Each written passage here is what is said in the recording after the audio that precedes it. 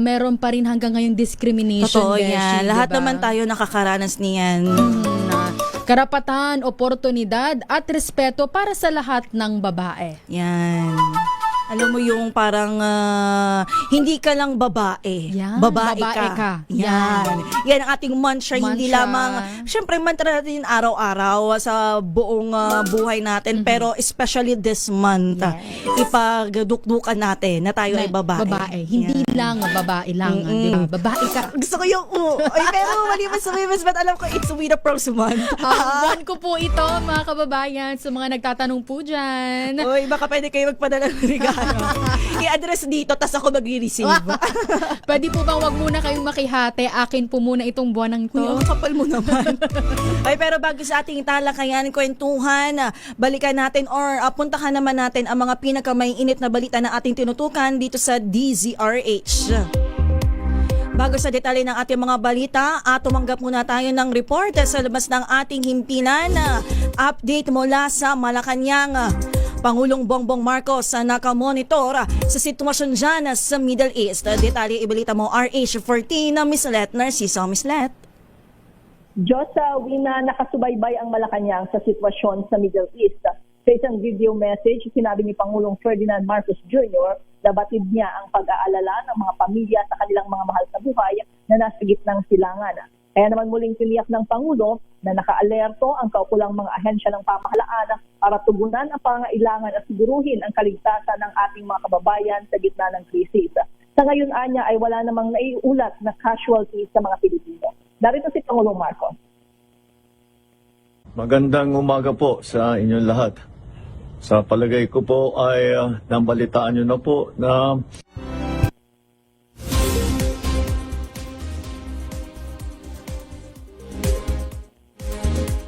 Television Tech, mukhang naputol ang mensahe ng Pangulo.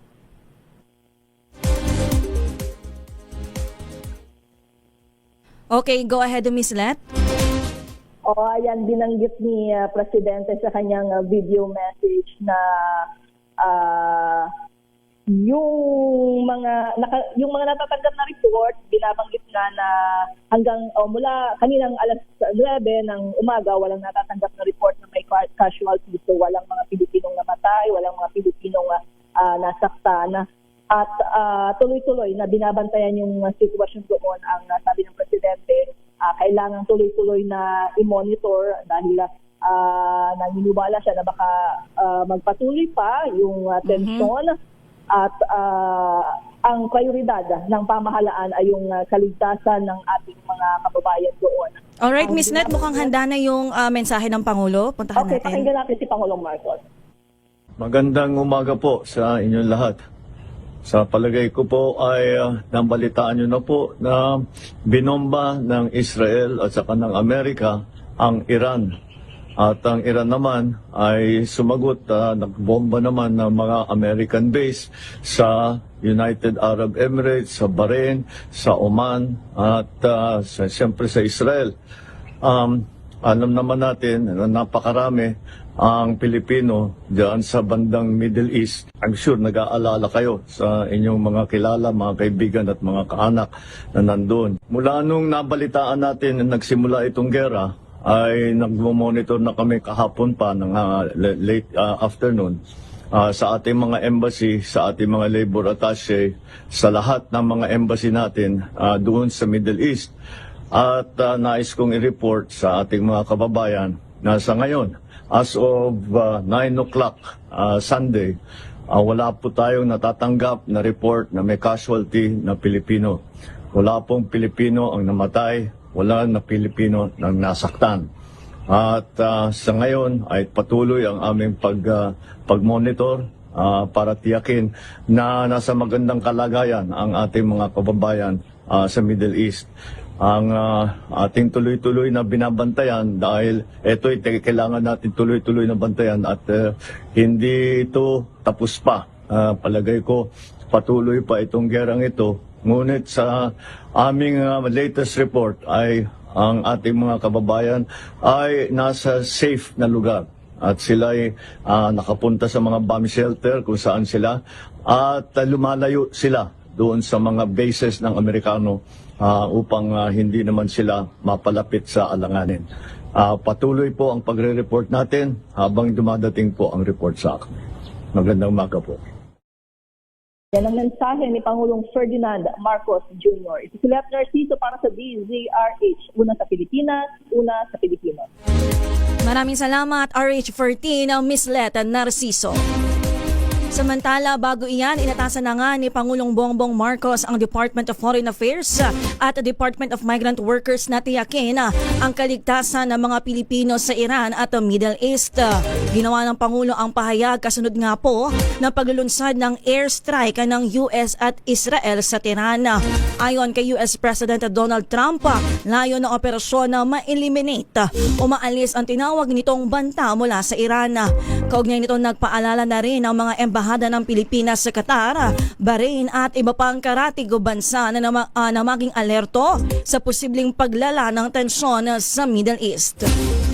Kaugnay niyan, mahigpit na pinaalalahanan ng OWA ang mga Filipino workers sa gitnang silangan ng sundin ang abiso ng mga embahada kaugnay ng tensyon sa lugar.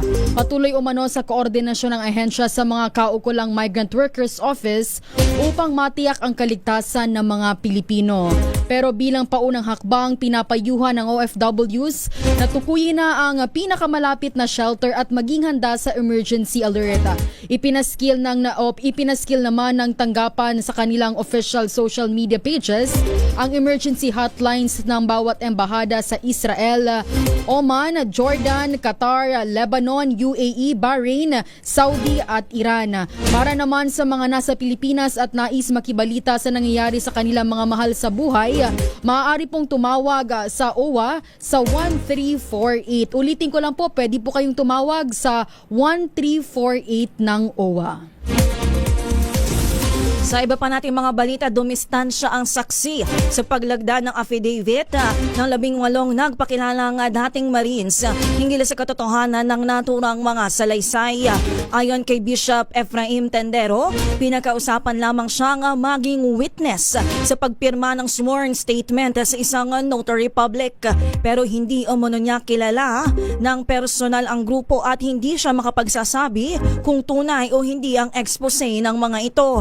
Lumantad ang 18 individual bilang bagmen umano ni Zaldeco na silang naghatid ng pera sa ilang opisyal ng gobyerno.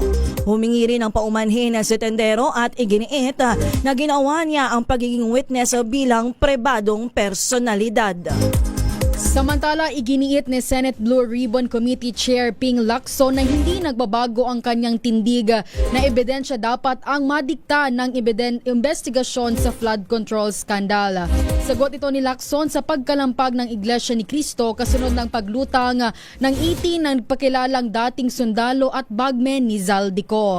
Tanong ni INC spokesperson Edwin Zabala, bakit wala umanong malinaw na hakbang upang palawakin ang investigasyon na matapos ang paglantad ng mga sinasabing dating sundalo. Pero nandigan si Lacson na kailangan umanong ma-validate ang kredibilidad ng bawat lumalabas na impormasyon bago aksyonan. Inirerespeto umano ng senador ang komentong ito ng INC. Pansamantala namang nakalaya ang vlogger na si Norman Mangusin alias Francis Leo Marcos mula sa pagkakapiit sa Parañaque City Jail. Ito ay makaraang makapagpiyansa ng social media personality na inaresto sa unjust vexation. Ayon kay Bureau of Jail Management and Penology spokesperson, Jail Superintendent J-Rex Bustenera, pinakawalan si Mangusin matapos lumabas ang court order kahit araw ng Sabado. May weekend court din umano ang Parañaque kaya naiproseso agad ang paglaya ni Mangusin na nagpiyansa ng 120,000 pesos. Sa iba po nating balita, hindi makakaapekto sa impeachment proceedings ang deklarasyon ni Vice President Sara Duterte para tumakbong Pangulo sa 2028. Yan po ang sinabi ni House Justice Committee member Congressman Terry Ridon sa harap ng inaasahang paggulong ng deliberasyon bukas, araw ng Lunes. Ayon sa Bicol Saro Party List Representative, laser-focused ang miyembro ng komite. Ginawa ni Ridon ang paniguro sa kabila ng agam-agam na baka matakot natatakot ang mga mambabatas na ituloy ang impeachment dahil sa plano ni Vice President Sara Duterte. At yan po ang mga pinakamalalaking balita na ating tinutukan dito sa DZRH. Sa ating pagbabalik, kwentuhan natin ang ating buwan, Umino Pearl. Buwan nating lahat na kababaihan. Buwan nating lahat. Yan, pag-usapan natin ang women empowerment. Dito lang po yan sa Huntahan, Pilipinas ng ating oras, 10:24.